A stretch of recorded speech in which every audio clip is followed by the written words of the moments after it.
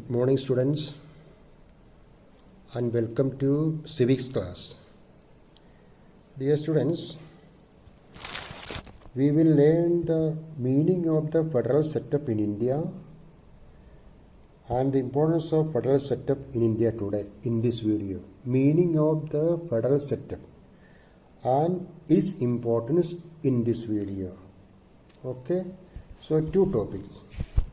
So we will learn the meaning of the federal system of India.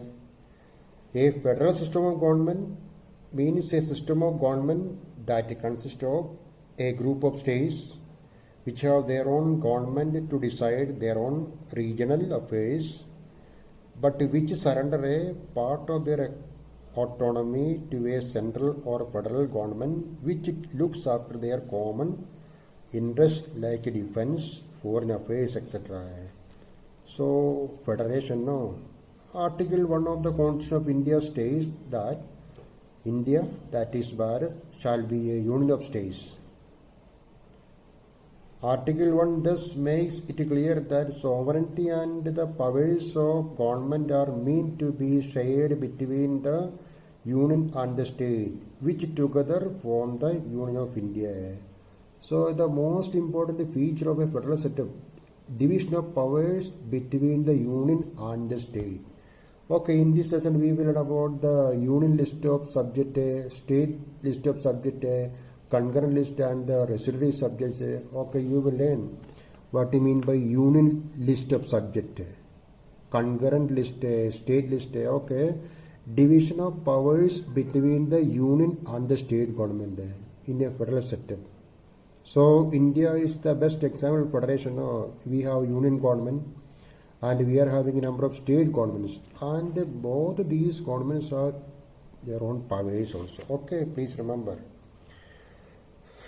In other words, the constitution envisages a federal type of government for the country, although the word federation was deliberately not used by the framers of the Constitution. In class 9 we have read about the framing of the Constitution of India. Who framed the Constitution of India?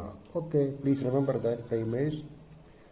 The main reason for the choice of the term union rather than federation by the framers of the Constitution were the following. Okay, so why it is the importance of a federation? Okay, you will learn. Once again, in a federal system of government, all the administrative powers are divided between the central and the state governments, and both are supreme within their respective spheres according to the constitution. So we have one constitution, and already we have learned it is the supreme law of the land or the fundamental law of the land.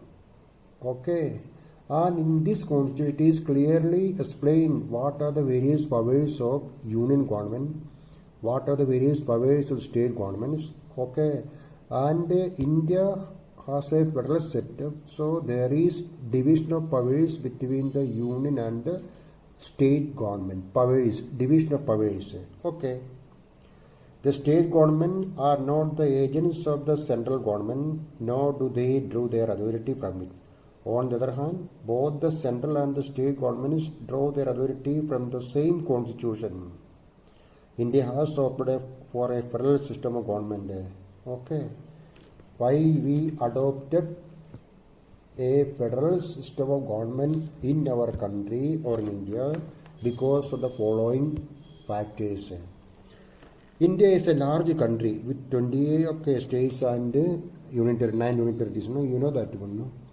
Number of union territories and the number of states. It is not possible in the Indian federal system for the states to break away as a separate unit from the Union of India. This is essential for maintaining the unity and the integrity of India. So one reason, in order to maintain unity and the integrity of India, this system is essential. Federation.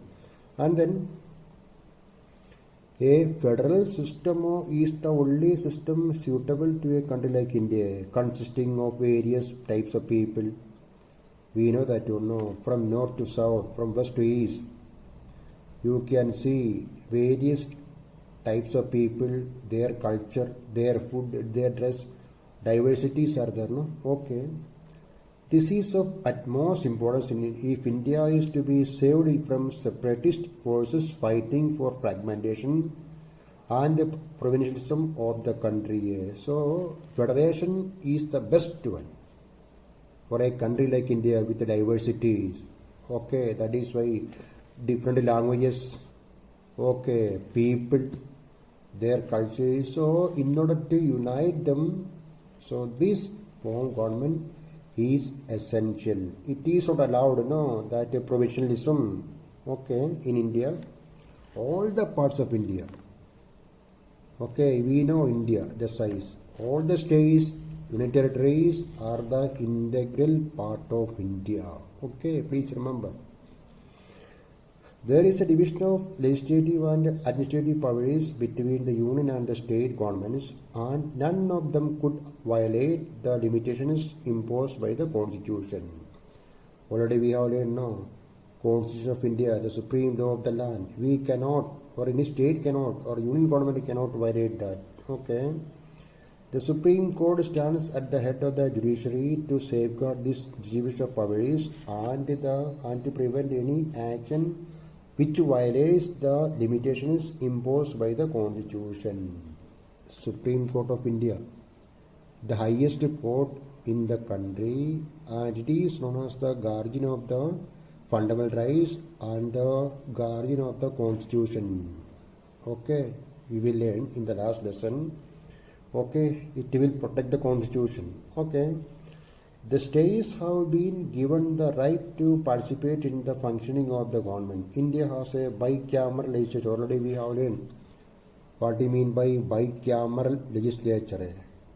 That is the Lok Sabha and Rajya Sabha. No, means a bicameral legislature means a legislature with two houses.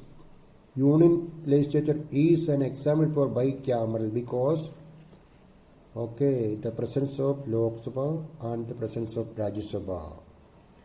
Then Rajya Sabha mainly comprises representatives of the state that we are going to learn. It is also known as the Council of States, Rajya Sabha. In English, Council of States. Why it is so? Okay. No system of federation can be successful unless both the union and the states have adequate financial resources to enable them to discharge their duties. Financial, okay, condition is essential. Okay, we know in order to perform the functions, okay, this financial support is essential. The Constitution of India has made provisions for the distribution of revenue between the centre and the state. This distribution has ensured equitable distribution of financial resources between the two units. Union government will support the state government sometimes. Okay, financial assistance is essential.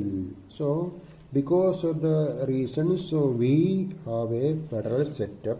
Okay, federation is important. Please revise that.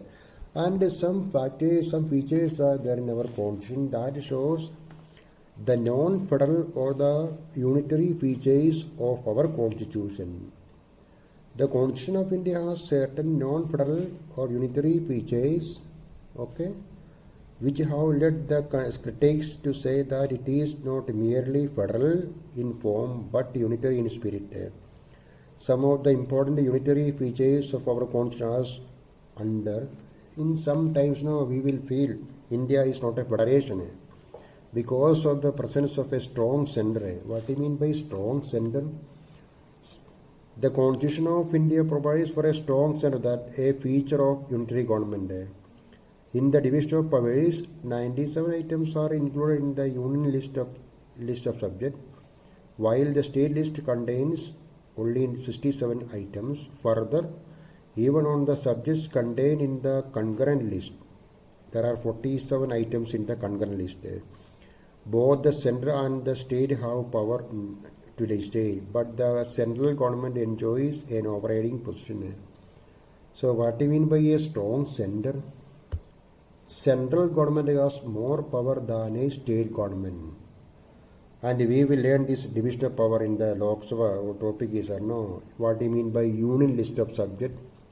state list of subject, concurrent list of subject. Then I will explain it clearly. How many subjects are there and which are the important subjects in this. For example, defense of the country is a important subject in the union list of subject. In this matter, the union government can enact laws. That is important as a union list of subject. State list of subject. Okay, concurrent division of powers between the union and the state, and a single constitution for union and state. The state in India have not been given any right to make their own constitution. The framers of the constitution have provided for a single common, okay, and unified constitution both for the center and the state. Already we have learned, no, this is the supreme law of the land. Okay, state governments have no special constitution, no special constitution. Union government has special constitution. We have only one constitution, okay, for the union and the state. And these governments have to follow that, okay.